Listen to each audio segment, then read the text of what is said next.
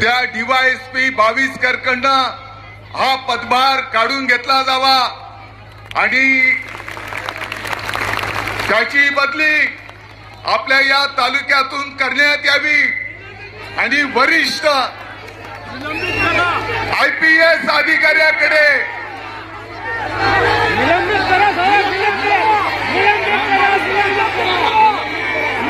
संपूर्ण मालेगावकरांच्या भावना आहेत की त्याला निलंबित केलं पाहिजे।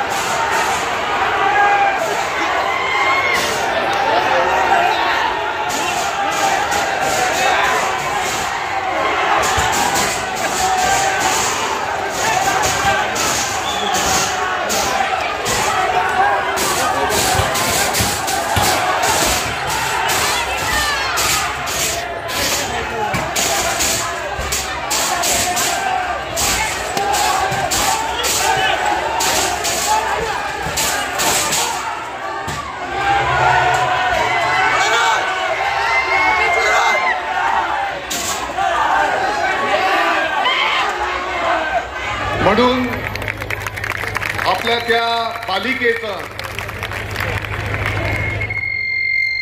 पंचनामा वरिष्ठ पोलीस महिला अधिकाऱ्याच्या उपस्थितीत इन कॅमेरा त्या ठिकाणी करण्यात आलेला आहे।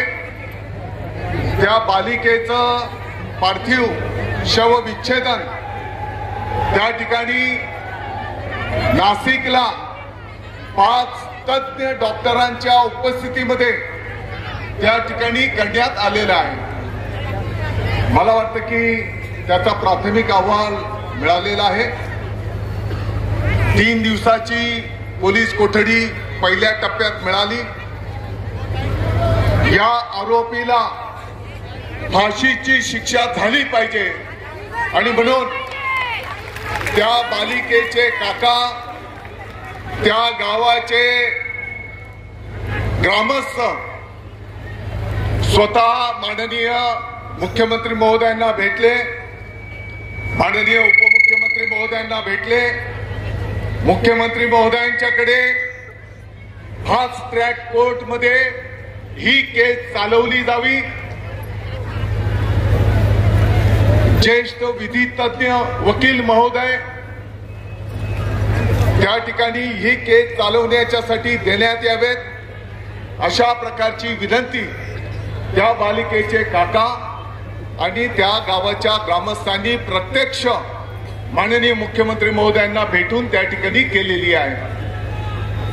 मंगळवारीच माननीय मुख्यमंत्री महोदयांनी या गोष्टीला मान्यता दिलेली आहे फास्ट ट्रॅक कोर्टच्या माध्यमातून आणि वरिष्ठ वकील देऊन लवकरात लवकर त्या आरोपीला फाशीची शिक्षा होईल अशा प्रकारचं आश्वासन माननीय मुख्यमंत्री महोदय उपमुख्यमंत्री महोदयांनी दिलेली आहे। हा विषय टाळ्या वाजवण्याच्या साठीचा नाही, फक्त मला एक गोष्ट जरा पाठीमागे व्हा, मला एक गोष्ट पोलीस अधिकारी वरिष्ठ कोण आलेले आहेत का? दुकर साहेब, मला अपेक्षित होतं की या ठिकाणी स्वतः SP साहेबांनी यायला पाहिजे होतं, परंतु हो ताई जरा शांत थांबा, कुठे बोलवा ना मग। आपल्या मालेगाव वकील संघाच्या माध्यमातून या केसच्या संदर्भामध्ये आरोपीची बाजू कोणीही मालेगावचा वकील घेणार नाही असा निर्णय त्या वकील संघाने केलेला आहे। उलट त्या आरोपीला फाशीची शिक्षा झाली पाहिजे आणि म्हणून त्या ठिकाणी 2 मिनिटं त्या ठिकाणी सर्व वकील महोदय या ठिकाणी फिर्यादीच्या बाजूने कोर्टामध्ये त्या ठिकाणी उभे राहतील असा निर्णय आपल्या वकील संघाने केलेला आहे आणि निषेध मोर्चामध्ये सर्व वकील महोदय आज प्रत्यक्ष उपस्थित आहे. फक्त मला एक गोष्ट पोलीस प्रशासनाच्या निदर्शनास आणून द्यायची आहे. सर्व मालेगावकरांच्या एक गोष्ट मला निदर्शनास आणून द्यायची आहे. एवढ्या गंभीरतेने त्या बालिकेचा जीवनपट जर आपण बघितला, तिच्या जन्मापासून त्याच्या कुटुंबाची गोष्ट आणि ही घटना होण्याच्या 4 दिवस आधीचा त्या बालिकेचा जर व्हिडिओ ABCD शिकवताना त्या बालिकेचा हरवलेला फोटो आणि त्यानंतरचा त्या बालिकेचं ते काही दृश्य पाहून आलं, मला वाटतं की आपल्या प्रत्येकाची तळपायाची आग मस्तकाला भिडलेली आहे. आणि म्हणून इतक्या गांभीर्याने माननीय मुख्यमंत्री महोदय, माननीय उपमुख्यमंत्री महोदयांनी संपूर्ण महाराष्ट्राने या घटनेची दखल घेतली गेलेली असताना मला मालेगावकरांच्या निदर्शनास आणून द्यायचं आहे.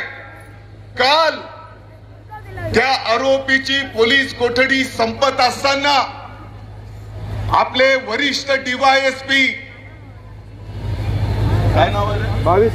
बाविस्कर यांनी पोलीस कोठडी न मागता त्या आरोपीसाठी मॅजिस्ट्रेट कस्टडी MC मागण्याचा प्रयत्न त्या ठिकाणी केला. या गोष्टीचा मी जाहीरपणे निषेध करतो, तुमचा धिक्कार करतो. एकीकडे माननीय मुख्यमंत्री महोदय, माननीय उपमुख्यमंत्री महोदय, संपूर्ण महाराष्ट्राची जनता त्या आरोपीला फाशीची शिक्षा झाली पाहिजे म्हणून आपण पाठपुरावा करतो आहोत आणि दुसरीकडे आपले DYSP त्या आरोपीला पाठीशी घालण्याचं काम करतात. मला वाटतं की डोंगराळे आणि मालेगाव तालुक्याला बदनाम करण्याचं हे कुटील कारस्थान आहे आणि म्हणून ज्या DYSPने हे कृत्य केलेलं आहे, कारण ही केस जेव्हा कोर्टात चालेल तेवढे पुरावे, पोलिसांचा रिपोर्ट याच्यावर त्या आरोपीला फाशीची शिक्षा होणार आहे. माननीय मुख्यमंत्री महोदयांनी फास्ट ट्रॅक कोर्ट, वरिष्ठ वकील तज्ञ देण्याचा निर्णय केला आणि कोणाच्या सांगण्यावरून तो DYSP त्या ठिकाणी स्वतःहून कोर्टाच्या समोर मॅजिस्ट्रेट कस्टडी मागतो. म्हणजे तो आरोपी मॅजिस्ट्रेट कस्टडीत जाईल आणि पुढच्या टप्प्यामध्ये त्याला जामीन मागण्याचा अधिकार प्राप्त होईल आणि म्हणून या गोष्टीचा मी निषेध करतो. मालेगावचे आपले सर्व वकील महोदय कोर्टामध्ये उपस्थित झाले. मी स्वतः ऍडिशनल SP संधू साहेबांशी संपर्क केला.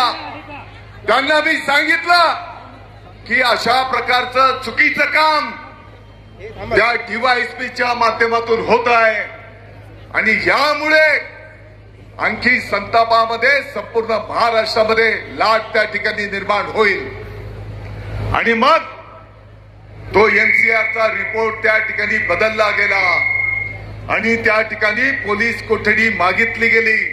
मी सर्व वकील महोदयांचा आभार व्यक्त करतो, माननीय न्यायदेवतेचा आभार व्यक्त करतो की त्यांनी 8 दिवस त्या नराधमाला पोलीस कोठडी दिलेली आहे.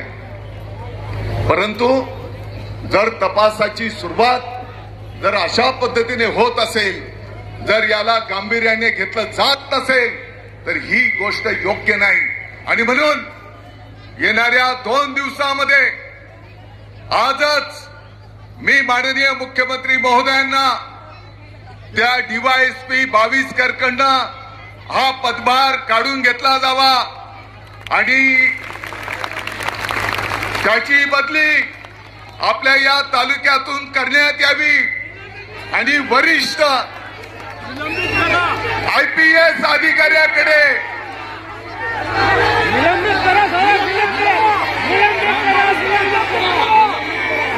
संपूर्ण मालेगावकरांच्या भावना आहेत की त्याला निलंबित केलं पाहिजे। हे डोंगराळे आणि महाराष्ट्र शासनाला बदनाम करण्याचं षडयंत्र आहे आणि म्हणून हे बिलकुल सहन करून घेतलं जाणार नाही।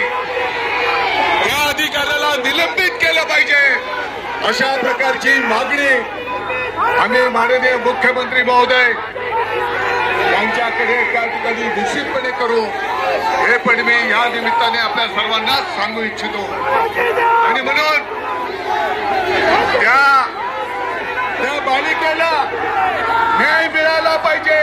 पुढच्या काळामध्ये कोणत्याही नराधमाची हिंमत होता कामा नये अशा प्रकारची मागणी आपण त्या ठिकाणी करणार आहोत। आणि म्हणून हे निवेदन सगळ्या आमच्या कन्या या ठिकाणी महसूल अप्पर जिल्हाधिकारी यांना या ठिकाणी द्यायला घेत आहे। सगळ्यांना विनंती आहे, बसून घ्या। सगळ्यांनी 2 मिनिटाचा शेवट राहिलाय, कृपया बसून घ्या। सर्वांनी कृपया खाली बसायचंय, सर्वांना विनंती आहे, कृपया खाली बसा। निवेदन देत आहेत कनिष्ठ आणि बाकी चिमुकल्यांच्या वतीने या ठिकाणी निवेदन देत आहेत, कृपया बाकीच्यांनी खाली बसायचंय।